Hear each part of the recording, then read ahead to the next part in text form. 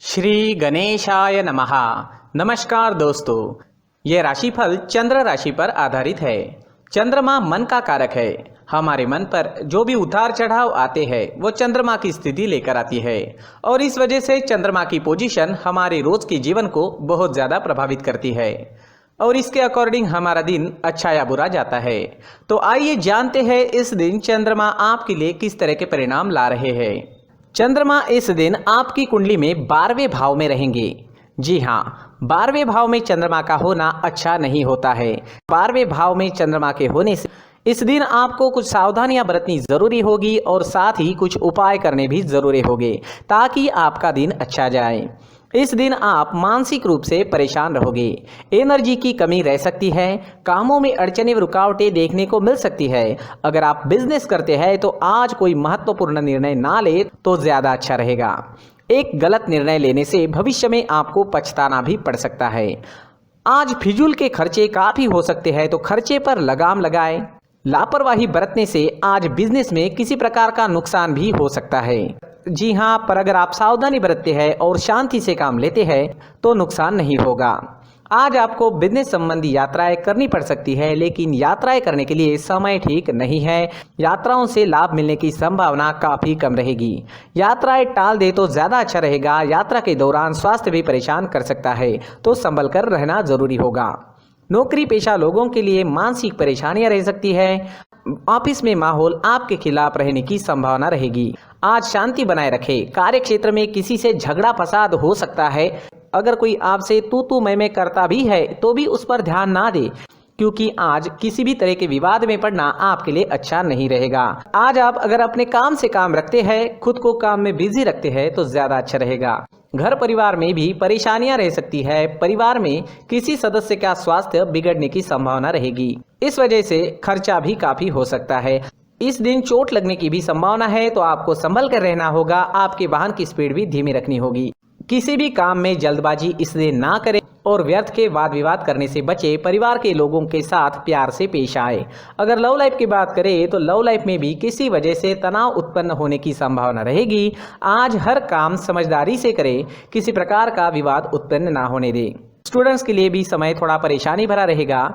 पढ़ाई से अलग चीज़ों में मन लगेगा, ध्यान भटकेगा। अपने लक्ष्य पर केंद्रित कर पाना आज मुश्किल हो सकता है। आज सफ़ेद चंदन का टीका माथे पर जरूर लगाएं।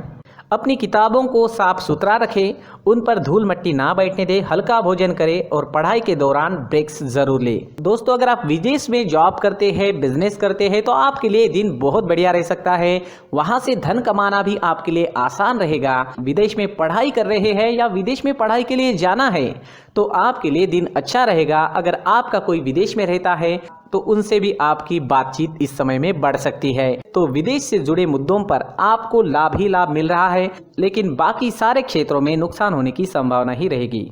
अगर स्वास्थ्य की बात करें तो इस समय में स्वास्थ्य भी परेशान कर सकता है। आंखों से जुड़ी परेशानियां रह सकती है। मानसिक तनाव डिस्टर्बेंसेस भी रहेंगे। पुरानी परेशानियां भी आपको परेशान कर सकती है।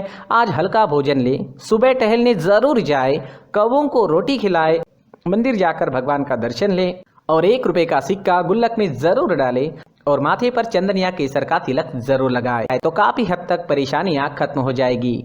इस दिन आपके लिए पीले रंग का इस्तेमाल करना अच्छा रहेगा और 3 अंक इस दिन आपके लिए लकी साबित हो सकता है। दोस्तों, ये राशिफल चंद्र राशि पर आधारित है। कभी कभी हमारी पर्सनल कुंडली में बाकी ग्रहों की पोजीशन कुछ इस तरह की होती है कि आपके राशिफल परिणाम में बदलाव दिख सकता है। इसलिए राशिफल को एक मार्गदर्शन के तौर पर लिया जाए तो ज्यादा अच्छा रहेगा। दोस्तों, सभी राशि के लोगों के लिए जीवन में आगे बढ़ने के लिए कुछ जरूरी बातें वीडियो में आगे बताई गई है, तो वीडियो आगे जरूर देखें। नमस्कार दोस्तों, व्यक्ति को अपने जीवन में सफल होने के लिए मेहनत के साथ साथ भाग्य का साथ होना भी बहुत ही आवश्यक होता है। अगर व्यक्ति का भाग्य उसका साथ देता है तो कम मेहनत में ही अधिक सफलता प्राप्त होती है।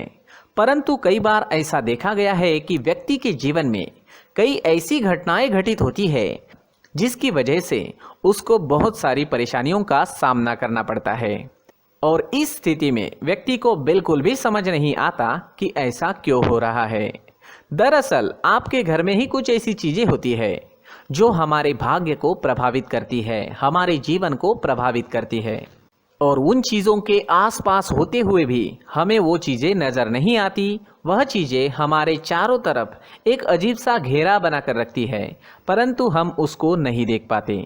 इन चीज़ों से हमारे घर में और हमारे जीवन में नकारात्मकता फैलती है, जिसकी वजह से हमें नुकसान उठाना पड़ता है, जिसकी वजह से हमें भारी नुकसान उठाना पड़ता है। हम पूरी तरह से कंगाल हो सकते हैं। अगर आप कहीं बाहर से आते हैं और अपने जूते चप्पल इधर उधर कहीं भी उतार देते हैं तो ये अशुभ होता है, क्योंकि इधर उधर जूते चप्पल उतारने की आदत की वजह से आपको अपने जीवन में आगे बढ़ने में रुकावटें उत्पन्न होती है। इससे उन्नति में बाधा आती है। इसलिए आप अपने जूते चप्पलों को उनकी जगह पर ठीक प्रकार से रखें। दोस्तों, काफ़ी लोगों को इस तरह की आदत होती है, कहीं से भी बाहर से आते हैं, कहीं भी जूते चप्पल फेंक देते हैं, कहीं पर भी उतार देते हैं। कुछ लोग तो घर के एंट्री के मेन डोर के सामने ही जूते या चप्पल डायरेक्टली उतार देते हैं। ये तो बहुत ही गलत है। साथ ही कुछ लोग जूते चप्पल उल्टे रख देते हैं, उस पर ध्यान नहीं देते। लेकिन इन चीज़ों पर ध्यान देना बहुत ज़रूरी होता है और जूते चप्पल हमारे जीवन को बहुत ज़्यादा प्रभावित करते हैं। दोस्तों, ध्यान रखें, जूते चप्पल हमेशा साफ सुथरे रखें और उनको उनकी जगह पर रखें। उनके लिए एक स्थान बनाएं, उस स्थान पर रखें। अगर कोई व्यवस्था उनके लिए की है तो बहुत ही अच्छी बात है, वहां पर उन्हें रखें, साफ सुथरा रखें। जूते चप्पलों को उनकी जगह पर कुछ इस तरह से रखें कि वो देखने में भी अच्छी लगे। अगर वो चीजें देखने में अच्छी लग रही है तो फिर उनसे नेगेटिव एनर्जी उत्पन्न होने की संभावना बिल्कुल भी नहीं रहेगी। तो दोस्तों, इस बात का ध्यान जरूर रखें। साथ ही दोस्तों, एक और बात है जिस पर आपको ध्यान देना बहुत जरूरी होता है। हमारे घर के छत के ऊपर जिन चीज़ों का हमें काम नहीं होता है उन्हें हम घर के छत के ऊपर रख देते हैं। ऐसा करते करते देखेंगे तो घर के छत के ऊपर कबाड़ जमा दिखता है।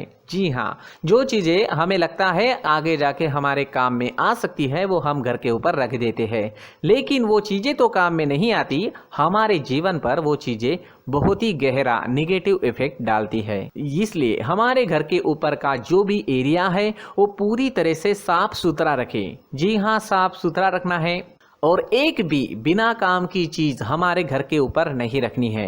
दोस्तों, नहीं तो हम जीवन में मेहनत करते ही रहेंगे और हम जितना पा सकते हैं उतना नहीं पा सकेंगे, क्योंकि ये चीजें हमें कहीं ना कहीं हमारे जीवन में पीछे रखेगी।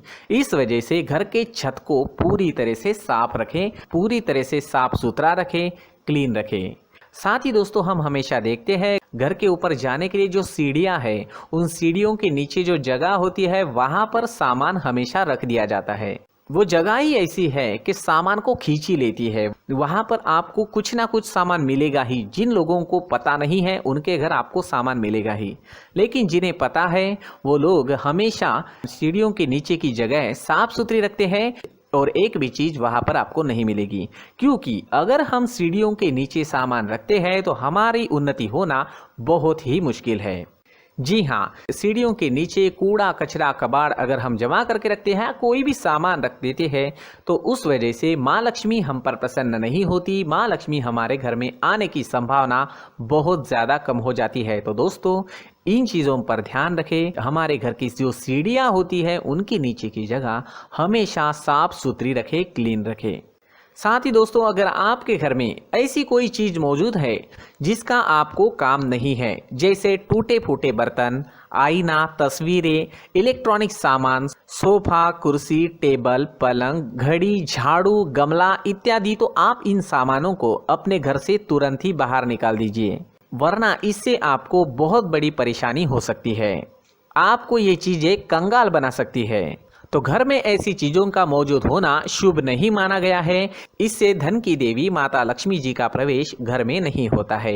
इन चीजों से आपके घर में नकारात्मक ऊर्जा का संचार होता है और जिस वजह से व्यक्ति को मानसिक समस्याओं का सामना भी करना पड़ता है। व्यक्ति के मन में चिड़चिड़ाहट होती है और छोटी छोटी बातों पर गुस्सा आने लगता है। आप जो भी कार्य करते हैं उसमें आपका मन नहीं लग पाता है।